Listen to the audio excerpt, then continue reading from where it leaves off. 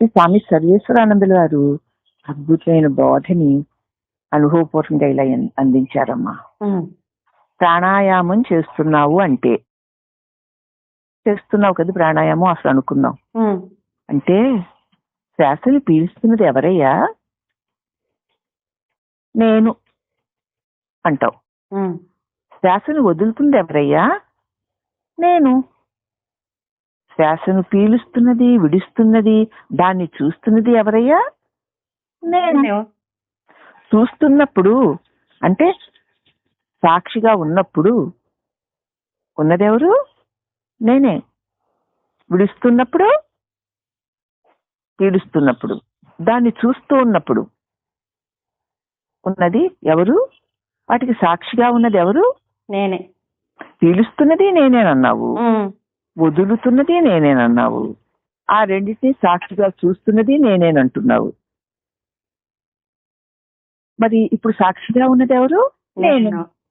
మరి అందు నామరూపాలు ఉన్నది లేనిది కూడా నేనే కదా.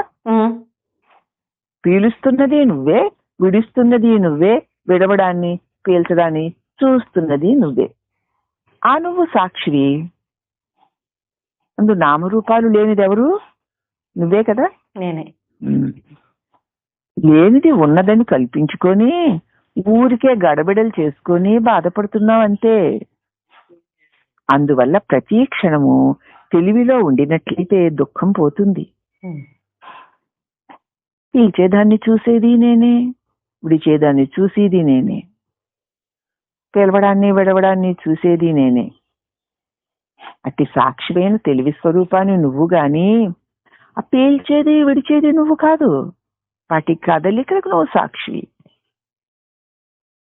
అని తెలుసుకుంటే ప్రతి క్షణం ఆ తెలివిలో ఉంటే దుఃఖం పోతుంది.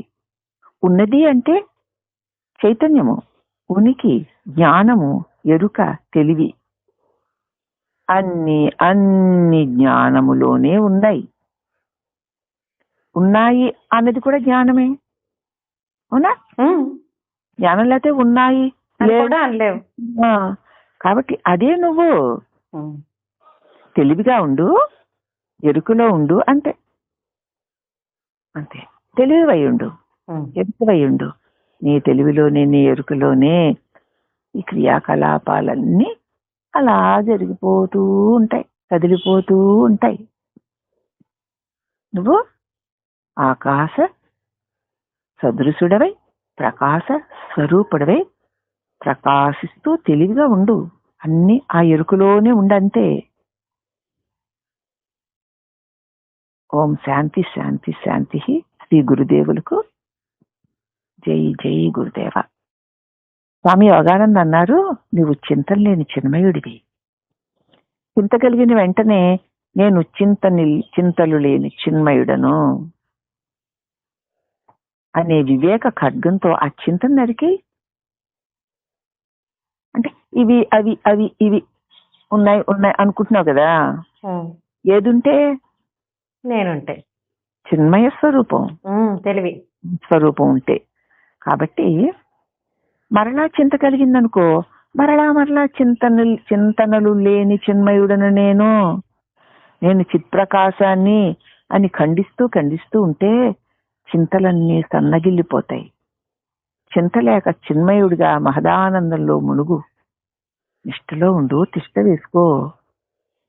లోని సుఖాన్ని ఎరుక్క సుఖం కోసం వెలుపలు తిరుగుతున్నావు. అసలు సుఖము ఏదో కాదు, నువ్వే నిజ సుఖానివి, నువ్వే సర్వాంతర్యామివి, నువ్వే ప్రకాశానివి, నీవే ఆకాశ స్వరూపానివై ప్రకాశిస్తున్నావు. నీయందే ఇవి అన్ని అలా కలిగి తొలుగుతున్నాయి. కలిగి తొలిగే చింతలు నేను అనుకుంటున్నావు. నువ్వు చింతలు లేని చిన్మయుడవు, నువ్వు చిద్రూపుడవు, చిదాకాశానివి.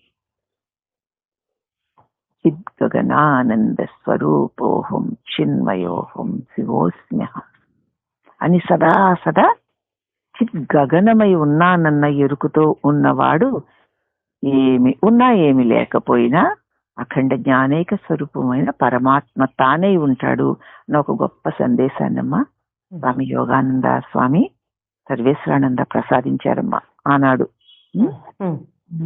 ఆనాడేమిటి ఈనాడేమిటి, ఏనాడైనా అది అందరికీ, ఎవరైతే ఈ భవబంధాల నుంచి బయటపడాలనుకుంటారో వాళ్ళందరికీ కూడాను గొప్ప అమృతపు నిధే.